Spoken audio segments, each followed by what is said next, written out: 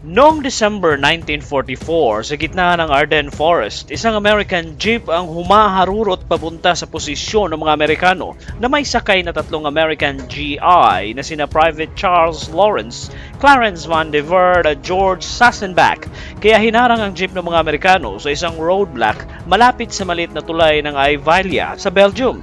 Nagtaka mga Amerikanong humarang dahil paika-ika o pautal-utal ito kung magsalita ng Ingles at hindi makapagbigay ng password ang mga sakay ng jeep para sa araw na yon na siyang nagbigay duda sa mga Amerikano. Kaya hinalughog kaagad ang jeep kung saan nakita nila sa ilalim ng upuan ang isang Sten submachine gun at isang makapal na rolyo ng bagong imprentang $100 bill. At matapos ang intense na interogasyon, isa sa mga salarin na si Sassenbach ay kumanta at umaming siya daw si Wilhelm Schmidt, isang korporal sa German Army. At parte daw sila ng Operation Greif, isang covert mission na pinamumunuan ng kilabot na komando ni Hitler na si SS Lieutenant Colonel Otto Skorzeny para isabotahe ang posisyon ng Allies at mag-cause ng confusion at higit sa lahat ay kidnapin ng isa sa general ng Allies.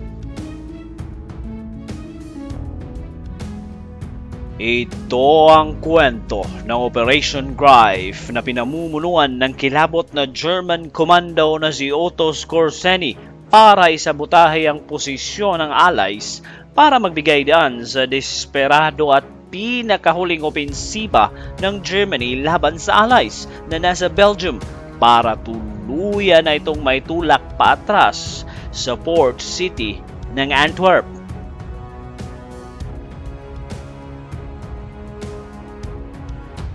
Pero bago ang lahat, huwag kalimutang mag-subscribe at i-click ang bell icon para sa mga susunod na kwento dito sa Abiseth TV.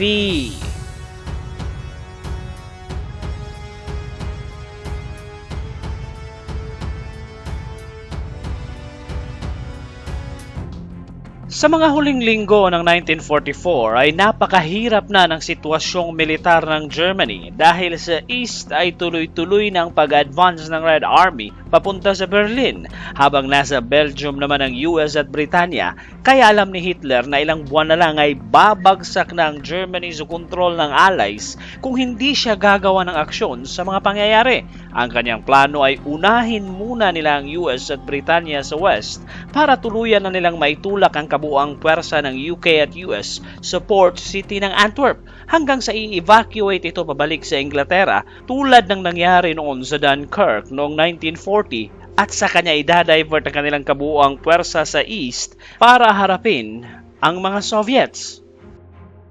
Pero napakadelikado ng planong ito ni Hitler dahil kung papalpak ito ay paniguradong tuluyan ng mawawasak ang kanilang bansa dahil wala nang didepensa pa sa kanila. Pero kapag nagtagumpay naman ang planong ito ay paniguradong magbibigay ito ng malaking impact sa relasyon ng US at Britanya kung saan mapipilitang makikipag-negotiate ng US sa Germany para sa kapayapaan kung saan malaya na ang Wehrmacht na harapin ang Red Army na patuloy na nag-a-advance sa East. Ayon pa kay Hitler na kinakailangang manatiling sikreto ang planong ito, partikular sa Allies na nasa West, para masorpresa ito para magtagumpay sila at kinakailangang paniwalain nila ang Allies na parang wala na talagang kapangyarihan na magsagawa pa ng opensiba ang Wehrmacht.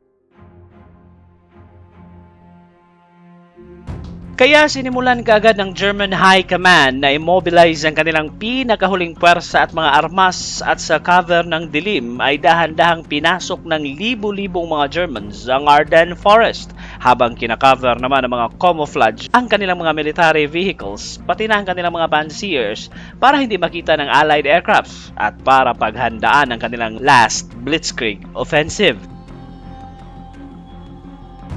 Habang pinaghahandaan na ng Wehrmacht ang kanilang pag-atake, isa pang misyon ang pinagpaplanuhan ng mga Germans na kinakailangang maipatupad rin sa oras na gagawin ang huling pag-atake ng kanilang main attack force, kung saan ang planong ito ay pamumunuan ng kilabot na German commando na si Otto Skorzeny na tinawag nilang Operation Greif. Ang grupong ito ay binubuo ng mga English-speaking German operatives na magdi-disguise na kunwari mga British at US soldiers na siyang papasok sa US lines at gagawa ng confusion sa mga Amerikano, tulad ng pagsunog ng mga pasilidad, communication headquarters, mga equipments at kung ano-ano pang bagay na magbibigay confusion sa mga Amerikano para hindi kaagad makapag-counterattack ang US forces kung sakaling aatake ng Wehrmacht, at higit sa lahat ay pinaplano nilang bihagin si General Dwight Eisenhower, ang Supreme Commander ng Allied Forces sa Europa. Noong October 1944, pinatawag ni Hitler si Otto Skorzeny sa kanyang headquarters sa Eastern Prussia sa Wolf's Lair para sa isang pagpupulong. Si Skorzeny ay isa sa mga paboritong commandos ni Hitler dahil isa ito sa mga nagligtas kay Mussolini sa kanyang pagkakakulong sa Campo Imperatore noong 1943. Mas lalo pang humanga si Hitler kay Skorzeny dahil isang taon matapos ang pag-rescue kay Mussolini, isang tagumpay na misyon na naman ang ginawa nito matapos itong kidnapin ang anak ni Admiral Miklos Horthy, ang regent ng Hungary, para masigurong kontrolado pa rin ng pro-Nazi government ang Hungary. Kaya malaki ang tiwala ni Hitler kay Skorzeny kung saan binigyan niya ito ng napaka-importanting role sa darating nilang Ardennes offensive. Ang misyon ni Skorzeny ay bumuo ng 3,300 na sundalo para sa Panjshir Brigade 150. Ang kanilang objective ay wasakin ang lahat ng mga tulay sa Meuse River sa Belgium bago pa man ito bumagsak sa kontrol ng Allies. Para maipatupad ito, kinakailangan nilang mag-disguise bilang mga Amerikano gamit ang mga nahuli nilang mga Allied tanks at mga uniforme, at magbigay ng mga false information sa mga battalions, pagtatamper sa mga road signs, pagtatanggal ng mga minefield warnings at panghaharang sa mga kalsada. Pero ang stratehiyang ito ay labag na labag sa Geneva Convention. Kahit ganun pa man ay binigyan pa rin ng go signal ni Hitler ang Operation Greif, kung saan pamumunuan ito ni Skorzeny.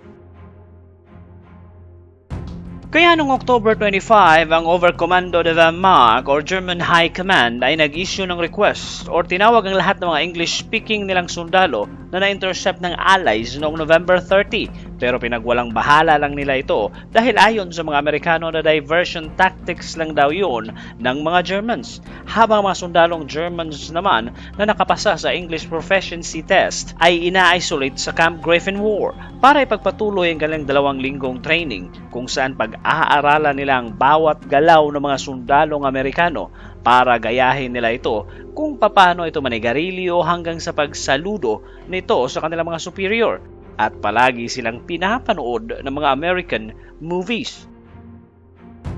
Kahit ganon pa man ay 400 lang sa mga trainees ang kayang makipag-converse ng basic English at 10 lang sa kanila ang talagang fluent sa English. Kaya binigyan sila ng mahigpit na utos na wag na lang magsalita or magkunwaring confuse or kung anumang palusot para hindi na sila kailangang makipag-usap sa lingwaheng English. Kung saan umabot lang sa 2,500 ang kabuoang miyembro ng grupo ni Skorzeny. Ang kanilang unang misyon ay gagamit sila ng mga nahuli nilang American jeep at dederecho sa mga target nilang tulay para wasakin ito at sirain ang kung ano-ano pang mga bagay para bumaba ang kapasidad ng mga Amerikanong dumepensa sa bakbakan. Noong December 16, 1944, ng madaling araw, sinimulan na ang Ardennes Offensive nang magsimulang magpaputok ang mga artillery ng Wehrmacht sa posisyon ng Allies. Napakabilis ng pangyayari dahil nakapag-advance ang mga Germans papasok sa border ng Belgium at France, habang ang grupo naman ni Skorzeny ay nag-advance rin sa ibang direksyon, suot na ang mga uniforme ng mga Amerikano para ipatupad na ang Operation Greif. 2 araw makalipas noong December 18, nahuli sa isang roadblock ng mga Amerikano ang 3 Germans na sakay sa isang American jeep at naka-uniforme ng sa US sa tulay ng Aiwala, kung saan na-recover ng mga Amerikano ang mga explosive at mga armas na nakatago sa ilalim ng upuan ng jeep.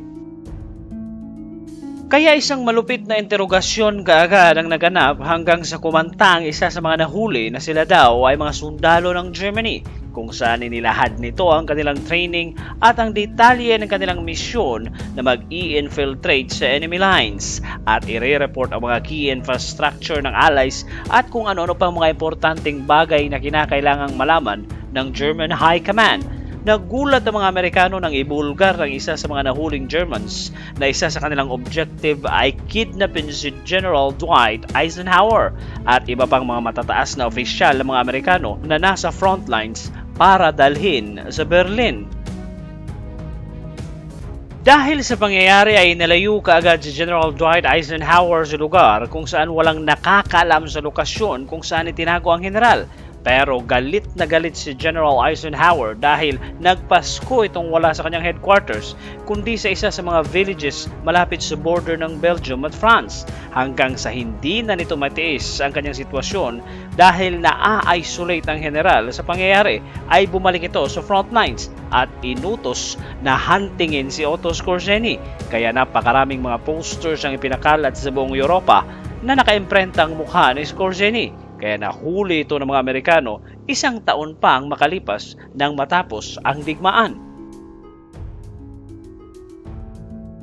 Pero kahit nahuli na ang mga miyembro ng grupo ni Skorzeny ay patuloy pa rin naman ang pagpapatupad sa Operation Greif dahil marami pa naman ang miyembro nito ang hindi pa nahuhuli ng Allies at patuloy pa rin ito sa kanilang misyon na paninira sa mga Allied communication facilities at kung ano-ano pang mga bagay na importante sa war effort.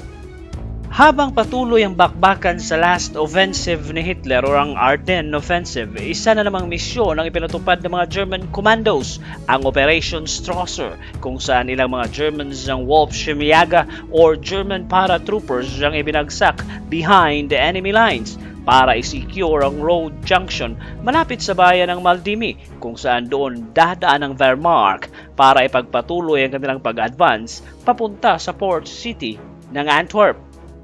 Habang patuloy pa rin naman ang pagsasabotahe ng mga Germans sa kanilang Operation Greif, kaya nagpatupad na ng napaka-istriktong polisiya mga Amerikano sa kanilang mga ranggo at mga sundalo at nagpatupad ng roadblocks sa lahat ng mga kalsadang kontrolado ng Allies kung saan isang napakalupit na mga interogasyon ang kakaharapin ng mga dumadaan. Pero hindi naman ito problema kung totoong Amerikano talaga ang dadaan dahil napakasimple lang naman ang mga tanong. Ito'y tungkol lang sa kultura ng mga Amerikano mula sa larong baseball hanggang sa mga kapital na syudad ng kanilang mga estado sa Amerika. Pero kung ang German na nagpapanggap na Amerikano ang sasagot ay talagang mamimilipit ang dila at walang maisasagot.